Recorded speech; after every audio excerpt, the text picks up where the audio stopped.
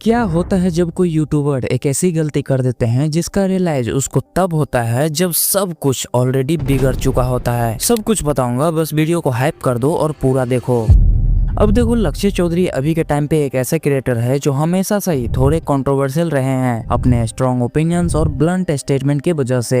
लेकिन शायद लक्ष्य को ये आइडिया ही नहीं था कि कभी उनकी ही बोली हुई बात फ्यूचर में उनके लिए इतनी प्रॉब्लमेटिक बन सकती है। क्योंकि आपको याद हो या ना हो, लेकिन 2020 के अराउंड लक्ष्य ने एक इंस्टाग्राम लाइव में दानिश जैन के बारे में कुछ कमेंट्स किए थे जो काफी लोगों को प्रॉब्लमेटिक लगे। अब आप तो जानते ही हो कि दानिश जैन 2018 में एक कार एक्सीडेंट में पास अवे हो गए थे, और ये भी कि वो टिकटॉक कम्युनिटी में काफी पॉपुलर थे। लेकिन जब दानिश के एक्सीडेंट की न्यूज सामने आई तब उस इमोशनल स्पेस को लक्ष्य ने काफी लाइटली ले लिया, और उसी मोमेंट में उन्होंने दानिश के बारे में कुछ ऐसी लाइन बोल दी जो उनके फैंस के लिए क्लियरली अनएक्सेप्टेबल थी। मुंबई का निखिल रिसेंट का वो गुफरान दानिश के भाई, मैं बताऊं यार, अब तक तो दानिश की थोड़ी बहुत थी। क्या है दानिश अच्छा टिकटॉक पे मर गया, अब उसके भाई यार, अरे तुम दानिश का मुंबई का निखिल जानता था, हमने उसे वहां उड़ी दिलाई। क्या औकात है भाई मुंबई का निखिल के सामने इनकी छूती होगी बाबा व्लॉग की, वहां तो मेरे घूमता व्लॉग बनाना है, ये बताएगा निखिल को कि 1 साल बाद याद आ रहा है कि दानिश क्या भाई मर गया तो अब क्या 1 साल से इन्होंने वही ठा रखा, उसका चैनल चला रहा। अब देखो, ओपिनियंस देना गलत नहीं होता, गलतियां सबसे हो जाती है, ये मैं मानता हूँ। लेकिन यहाँ प्रॉब्लम ओपिनियन नहीं था, प्रॉब्लम टाइमिंग थी। क्योंकि जब किसी की डेथ हुई हो और उस टाइम पे कोई उस पर्सन के बारे में ऑफेंसिव बात करे तो वो नेचुरली किसी को भी अच्छा नहीं लगता, और यहीं से बैकलैश स्टार्ट हुआ। उस टाइम लक्ष्य को इतना ज्यादा हेट और क्रिटिसिज्म मिला कि उन्हें खुद भी रियलाइज हो गया कि भाई मैंने क्या बोल दिया। लेकिन जब तक उन्हें ये समझ आता तब तक काफी डैमेज हो चुका था। बाद में उन्होंने रिग्रेट भी किया, सॉरी भी बोला, और आज भी वो इस इंसिडेंट को लेकर रिग्रेट ही करते हैं। ठीक है, देख लीजिए एक बार। मुंबई का निखिल रिसेंट का वो गुफरान दानिश के भाई, मैं बताऊं यार, अब तक तो दानिश की थोड़ी बहुत थी। क्या है दानिश तो था टिकटॉक पे मर गया भाई, ये तो मुझे लगता है कि मेरी मौत तक हॉन्ट करेगी मुझे एक क्लिप। भाई मैं 100 बार बोल चुका, मैं बच्चा था भाई, निकल गई थी मेरे मुंह से। यही एक्सप्लेनेशन है, यही एक्सप्लेनेशन है। उस टाइम पे क्या थॉट था? कोई थॉट ही तो नहीं था भाई उस टाइम पे। मुझे ही नहीं पता था मैं फेमस हो जाऊंगा। तो तब की है यार। लेकिन हाँ, अब मैं अपने आप को मैं नहीं रखना चाहता इस चीज के साथ। तो अब आप ही लोग कमेंट में बताओ, इस पूरे केस पर आपका क्या ओपिनियन है? लक्ष्य ने क्या सही बोला या गलत? आप लोग कमेंट में जरूर बताना। लेकिन आरओजी स्ट्रीम की किस्मत इतनी खराब थी कि उनका यूट्यूब गेमिंग करियर वहीं खत्म हो गया। अब वो कैसे, मैं बताता हूँ, रुको जरा। अब जो भी पबजी के पुराने फैंस हैं उनको ये इंसिडेंट याद ही होगा। अगस्त 2019 में आरओजी स्ट्रीम अपने यूट्यूब चैनल पर पबजी स्ट्रीम कर रही थी, और उस स्ट्रीम के बीच अचानक से स्क्रीन पर कुछ पीली लाइंस दिखने लगी। ऑफ कोर्स वही लाइन जो यूजुअली गेम के टाइम दिख जाती है। मतलब सिंपल शब्दों में बोले तो वो अपनी पबजी स्ट्रीम में यूज करती हुई पकड़ी गई। लेकिन जैसे ही उन्हें ये रियलाइज हुआ कि स्ट्रीम में सबको दिख रहा है, तब उसका रिएक्शन देखने लायक था। वो क्लियरली पैनिक मोड में चली गई। Free 4K TV. तुम ही हो कंप्यूटर की दुकान पे वही 4K टीवी लगा के बैठे। अरे भाई तू पढ़ा कि नहीं बोल, तूने वो पढ़ा कि नहीं? ना तुम ही हो वही बंदे जो अपने 4K वही। और जब उन्हें समझ आया कि अब तो उनकी गलती सबके सामने आ चुकी है, तब उन्होंने कवर अप करने की कोशिश की। उन्होंने बोला कि गाइज, मुझे फेसबुक पर एक मैसेज आया था, मैंने उसका लिंक क्लिक किया और स्क्रीन ब्लैक हो गई। शायद किसी ग्लिच की वजह से ये लाइंस दिख रही थी। लोगों ने बोला कि वो लिंक ये वो, तो गाइस मैं FB पे लिंक आया और ये सीन क्रिएट हुआ। नॉर्मल लिंक आया 10,000 लाइक विद इन सेकेंड। तो गाइस एक सच्ची बात बताऊं तो मेरे को नहीं पता ये सब कैसे होता है, क्या होता है। मैंने आज तक ये सब कभी किया नहीं, मेरे को नहीं पता है।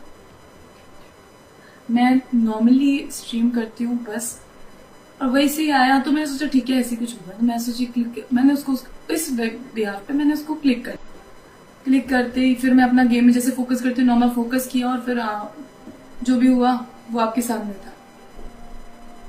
और गाइस ये वीडियो मैं जो दे रही हूँ आप एक बार देख लो, मैं आपके सामने सब करके दिखा रही हूँ, तो आप देख लो कैसे क्या हुआ। मैं वो वीडियो नहीं है मेरे पास, मैं रिक्रिएट करके आपको दिखा दे रही हूँ एग्जैक्टली वैसा शायद। मतलब जब सबको क्लियरली दिख रहा था कि चल रहा है तब भी वो एक्सेप्ट नहीं कर रही थी। लेकिन जब लोगों ने ट्रोल करना शुरू किया और टुक टुक बोलने लगे तब जाके प्रेशर बढ़ने लगा। तब जाकर उन्होंने एक अपॉलजी वीडियो अपलोड किया और उसमें उन्होंने माफी मांगी और फाइनली एक्सेप्ट किया कि हाँ उन्होंने यूज किया था, लेकिन तब तक काफी देर हो चुकी थी। हेलो गाइस, मैं एनी एक्सेप्ट करती हूँ कि मैंने हैकिंग किया। उसको बस ट्राई किया, 2 दिन ट्राई किया, तो अब हम कर रहे थे वैसे ही, लेकिन पूरा प्रॉपर वे नहीं पता था। और वहाँ पे क्या हुआ कुछ समझ ही नहीं आया मेरे को, और वो आपको स्क्रीन में दिखा। क्योंकि उनकी क्रेडिबिलिटी टूट चुकी थी और उसके बाद उनका यूट्यूब गेमिंग करियर ऑलमोस्ट वही एंड हो गया। आज वो शायद शॉर्ट्स पे ब्रेन रोट या रैंडम कंटेंट अपलोड करती है, लेकिन आज भी उनके कमेंट सेक्शन में टुक टुक जैसे कमेंट मिल जाते हैं जहां लोग उनके हैक्स वाले इंसिडेंट्स के लिए याद दिलाते रहते हैं। मतलब एक गलती, एक मोमेंट और पूरा कैरियर उसी के साथ खत्म हो गया। लेकिन डायनामो का केस थोड़ा अलग है, क्योंकि अक्टूबर 2025 में उनके चैनल पर अचानक से 3 कॉपीराइट स्ट्राइक आ गई, खटाखट बिल्कुल तेजस्वी यादव की तरह।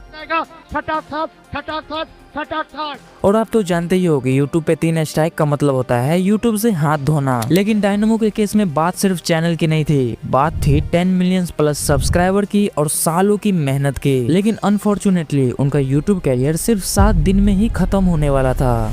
2 बजे या 12 बजे के आसपास शायद एक स्ट्राइक आई है दोबारा से, जो कि मेरी तीसरी स्ट्राइक है। एंड सेम वो भी मेरे कंटेंट पे आई है, जो 2017 या 18 का मेरा पुराना वीडियो है, जब मेरे 50,000 सब्सक्राइबर्स हुआ करते थे। तब एक स्ट्राइक पड़ी है मुझे, उस वीडियो में मुझे एक स्ट्राइक पड़ी है।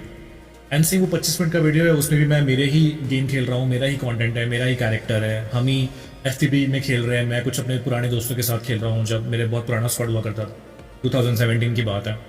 तो मेरे ही कंटेंट पे मुझे ही स्ट्राइक पड़ गई है। एंड ये सेम वही बंदा है जिसने स्ट्राइक मारी है।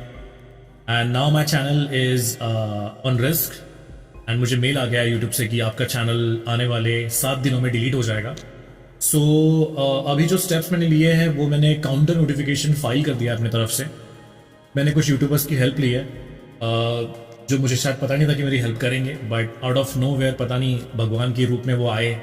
एंड मेरी उनसे बहुत अच्छी तरीके से बातचीत हुई, जिसमें मैं उन सबका मैं नाम बाद में लूंगा अगर ये प्रॉब्लम सॉल्व हो जाती है तो। बट जब डायनामो को रियलाइज हुआ कि ये सिचुएशन कितनी सीरियस है, तब उन्होंने पब्लिकली पोस्ट किया और लोगों से हेल्प मांगे। उसके बाद लोग एक्स पर गए, रिट्वीट पे रिट्वीट होने लगा, यूट्यूब को टैग किया गया, जिसके बाद प्रेशर बिल्ड हुआ और फाइनली यूट्यूब ने रिस्पॉन्ड किया और यूट्यूब टीम ने डायनामो की हेल्प की, जिसके बाद स्ट्राइक रिवोक हो गई और फाइनली चैनल बच गया। लेकिन ये इंसिडेंट्स डायनामो को हमेशा याद रहेगा कि वो लिटरली एक स्टेप दूर था अपना पूरा करियर लूज करने से। क्योंकि रिसेंटली आपने YouTube पर काफी वीडियोस देखे होंगे जहां लोग डायनामो के डाउनफॉल के बारे में बात कर रहे हैं। सो अगर उस टाइम चैनल डिलीट हो जाता तो शायद वो वापस भी नहीं आते। लेकिन गुड न्यूज ये है कि सब कुछ सेफ है, चैनल भी और कैरियर भी, तो टेंशन लेने की बात नहीं है। लेकिन तीर्थ परसाना ने तो लिटरली अपने ही पैर पर कुल्हाड़ी मार ली। आपने YouTube पर काफी वीडियोस देखे होंगे जहां लोग तीर्थ परसाना के डाउनफॉल के बारे में बात कर रहे हैं, और ऑनेस्टली हो भी क्यों ना, क्योंकि आई नो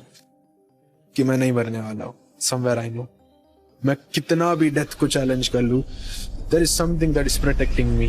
क्योंकि अपनी बुक बेचने के चक्कर में वो इतनी लंबी इतनी डार्क और इतनी over the top conspiracy theories बोलने लगे जैसे बंदा खुद डेविल से मिलके आया हो और डेविल ने ही उनको बोला हो जाओ और सबको मेरे बारे में बताओ। मतलब सीरियसली। अब देखो, सबको पता था कि उनकी बुक लूसीफर वाज इनोसेंट एक फिक्शनल बुक है जिसमें अलग अलग सोर्सेस और स्टोरीज से चीजें उठा करके एक नैरेटिव बनाया गया है। लेकिन जब लोगों ने इसी बात पर उनको क्वेश्चन करना, क्रिटिसाइज करना और ट्रोल करना शुरू किया, तब जाकर रियल बिहेवियर सामने आने लगा और वहीं से उनका डाउनफॉल भी स्टार्ट हो गया। किताब इंडिया के लिए लिखी नहीं गई थी। आफ्टर लॉन्चिंग दिस बुक 17 दिन के अंदर this book beat Harry Potter to become India's number 1 best selling book. I become India's #1 best-selling author. लेकिन सबसे शॉकिंग पार्ट ये है कि जब उन्हें पता चला कि लोग उनको रोस्ट कर रहे हैं, ट्रोल कर रहे हैं, तो इंस्टेड ऑफ रिफ्लेक्ट करने के उन्होंने सबको गलत बोलना शुरू कर दिया और इसी पे अटके रहे कि लूसीफर वाज इनोसेंट ही सच है और बाकी सब झूठ बोल रहे हैं, मैं ही सच बोल रहा हूँ। इस एटीट्यूड की वजह से लोगों ने धीरे धीरे उनको इग्नोर करना शुरू कर दिया और इसका रिजल्ट ये आया कि उनका डाउनफॉल ही हो गया। और जब तक उन्हें रियलाइज हुआ कि उन्होंने कितनी बड़ी गलती कर दी, तब तक काफी देर हो चुकी थी।